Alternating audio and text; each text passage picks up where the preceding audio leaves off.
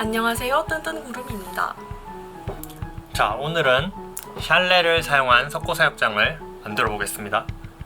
먼저 샬레라고 하면은 이렇게 높이가 낮고 보통 원형을 띠고요, 이렇게 뚜껑을 열어둘 수가 있는 용기를 말합니다. 이제 보통 배양 실험을 할 때 주로 사용되는데요, 이런 영어로 페트리 디시라고도 합니다. 이런 페트리 디시를 이용해서 오늘은 한번 석고 사육장을 만들어 보도록 하겠습니다. 자, 그런데 이제 많은 사육장들이 있는데 왜 하필 이런 페트리 디시를 이용해서 석고 사육장을 만드는지 궁금하신 분들이 많으실 거예요. 자, 이제 일반적인 석고 사육장을 보면은 보통 이런 형태의 사육장을 말하죠. 이런 형태의 사육장을 만들기 위해서는 일단 틀을 만들고 아크릴을 재단합니다. 사이즈에 딱 맞게요. 그리고 이제 볼트와 너트를 이용해서 이렇게 아크릴판과 석고 사육장을 밀착시키는 형식인데, 이제 샬레를 사용해서 석고 사육장을 만들게 되면은 이렇게 별도의 아크릴 재단이나 이제 타공이 필요하지가 않습니다. 이렇게 만든 거를 이제 샬레에 끼우면은 끝이에요. 그리고 완벽하게 밀착이 되다 보니까 이제 소형종들의 경우에는 탈출도 거의 없는 아주 좋은 사육장이라고 할 수 있겠습니다. 그리고 이제 보통 이런 페트리 디시는 개당 가격이 1,000원 이하이기 때문에 이게 묶음으로 사면은 가격도 굉장히 저렴합니다. 그리고 이렇게 몸통과 뚜껑을 이용해서 두 개를 만들 수도 있고요, 하나를 이용해서. 아무튼 이렇게 여러모로 장점이 많기 때문에 저는 이렇게 만드는 거를 선호하는 편입니다. 그래도 사육장이 장점만 있을 수는 없겠죠. 이런 석고 사육장에도 단점이 존재합니다. 우선 이제 보통 페트리 디시의 크기는 이 정도가 거의 최대이기 때문에 크기가 큰 대형종들은 거의 사육이 어렵다고 보시면 되고요. 그래서 보통 중형종 이하의 소형종들을 위한 사육장을 만들 때 많이 사용을 합니다. 하지만 오늘 보고 이제 이 페트리 디시 사육장을 만드는 기본 원리를 잘 이해하시면은 얼마든지 큰 사육장도 충분히 만들 수 있으시니까 꼭 보시고 한번 따라해 보시는 거를 추천드릴게요.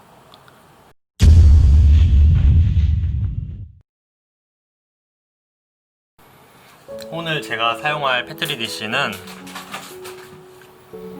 바로 이 사각 페트리 디시입니다.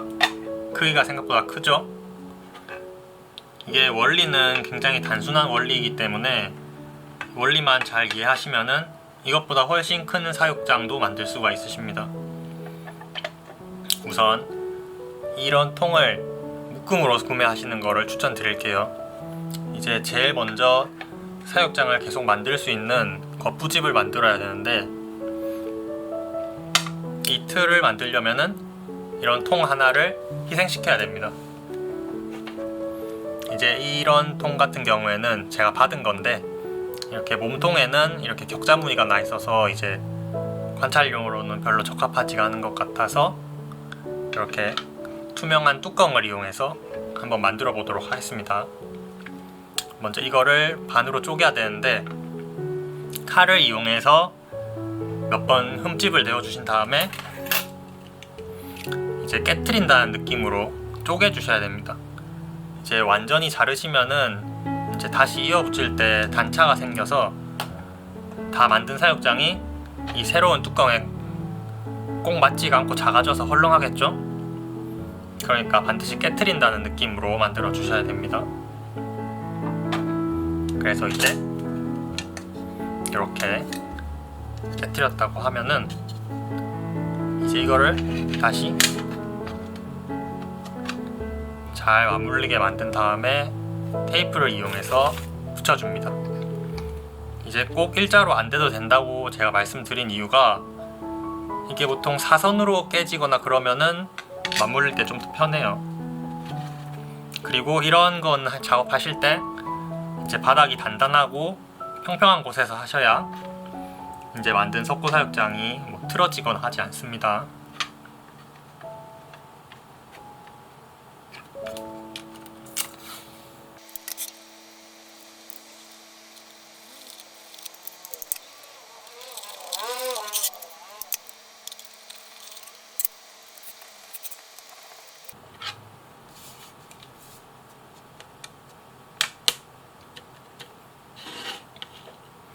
자, 이렇게 테이프를 붙이셨으면은 이제 테이프를 꼭 눌러서 잘 밀착되게 해주시고요.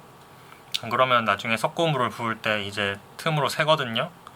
그러니까 새지 않도록 꼭꼭 눌러주신 다음에 이 위에 이제 방 형태를 잡아주시면 됩니다. 이제 저는 지점토를 이용해서 할 거고요. 방 형태를 만들 수 있는 거라면은 어떤 것이든지 자유롭게 사용하셔도 됩니다.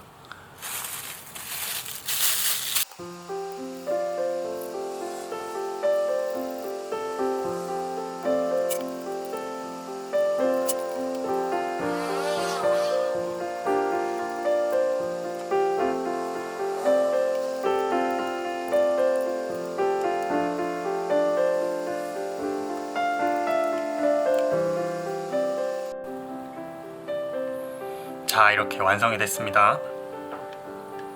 이제 지점토를 이용해서 만드실 때 주의하실 점은 이제 얘들이 석고물을 붓고 나면은 굳는 동안 이제 물을 먹어서 크기가 팽창합니다. 그러니까 생각보다는 살짝 작게 이제 방을 만드시고요. 특히 통로 같은 경우에는 이제 조금 좁다 싶을 정도로 만들어 주시는 게 좋습니다. 어차피 너무 좁으면은 나중에 가열관에서 확장을 시키면 되니까요. 그리고 이 통 같은 경우에는 지금 뚜껑이죠. 뚜껑이다 보니까 아무래도 높이가 너무 얕은 감이 있어서 이렇게 테이프를 둘러서 높이도 보완을 해줬습니다. 그리고 이제 석고 사육장 만드실 때 보면은 이제 석고가 잘 떨어지게 하신다고 이제 식용유나 비눗물을 발라야 되는 거 아니냐고 하시는 분들이 계신데 그런 거는 절대 바르시면 안 되고요. 이 방식을 제대로 따라 하신다면은 석고가 굉장히 잘 떨어지기 때문에 그런 거는 아예 머릿속에서 지워버리시는 게 좋습니다. 그러면 이제 석고물을 만들어 봐야죠.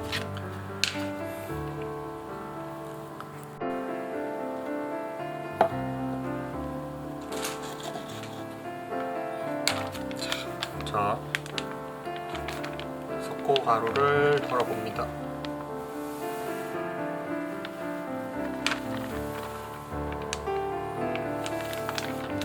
이제 석고가루는 초경 석고랑 미술용 석고가 있는데요. 이제 둘 다 사용하셔도 아무 상관없고 이제 개미들이 파지 못하게 농도만 잘 조절해 주시면은 어떤 걸 써도 좋습니다. 저는 지금 미술용 석고를 이제 사용할 거고요. 이제 아오에 가루도 살짝 넣어주고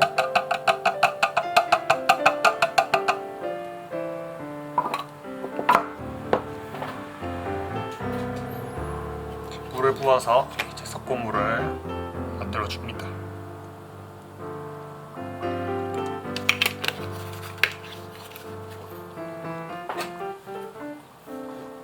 이제 석고물 농도 같은 거는 이제 보통 몇 대 몇 이렇게 비율로 말씀을 해주시는데 맨날 계량하면은 귀찮으니까 이제 양을 조금씩 하셔가지고 직접 몇 번 해보세요.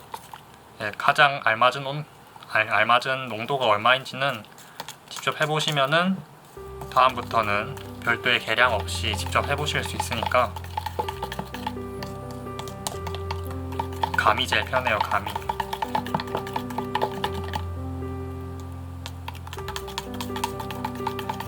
저는 이제 미술용 석고 같은 경우는 이제 걸쭉하다는 느낌이 드는 농도로 맞추고요. 초경 석고를 사용할 때는 이제 계란물 정도의 농도로 맞추셨으면은 딱 맞는 것 같더라고요.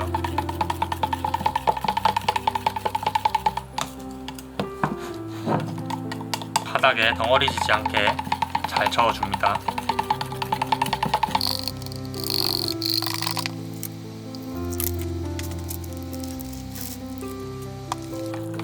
그리고 이 석고가루가 날리면은 몸에 안 좋을 수도 있으니까 환기가 잘 되는 곳에서 하시는 거를 추천드립니다.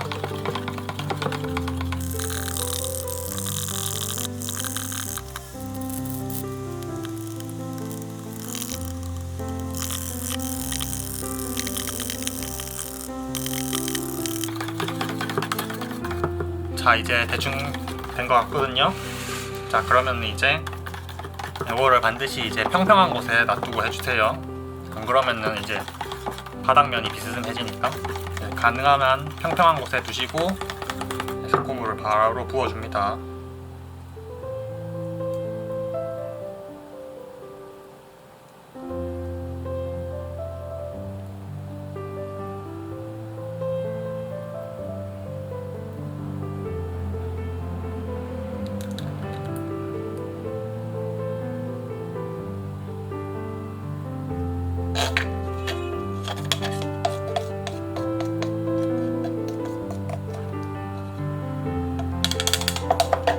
자, 이렇게 부어주신 다음에 이제 보시면 기포가 꽤 많죠? 이 기포가 이제 바닥면에 붙으면은 이제 외관상 보기 안 좋으니까 이거를 이제 탁 쳐주세요.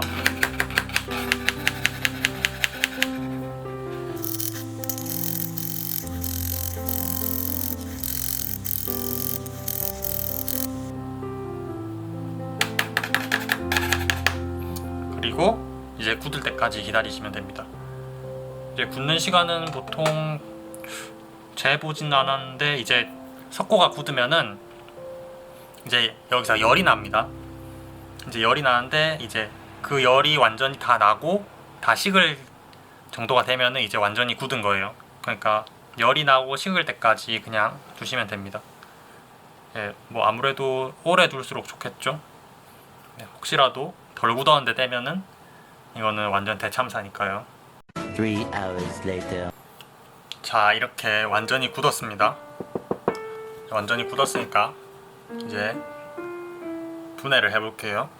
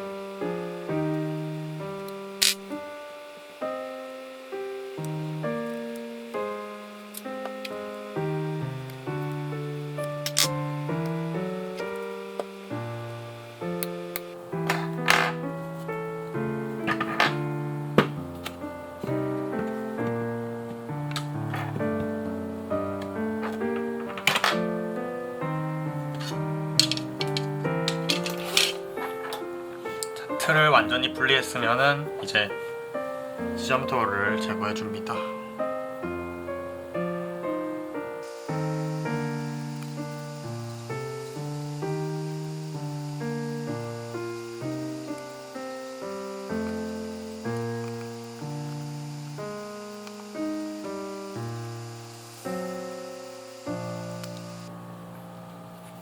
자, 이렇게 다 쓰고 이제 남은 지점토는 이제 보시면 한쪽 면에 석고 가루들이 붙어서 이제 재활용은 조금 힘들고요.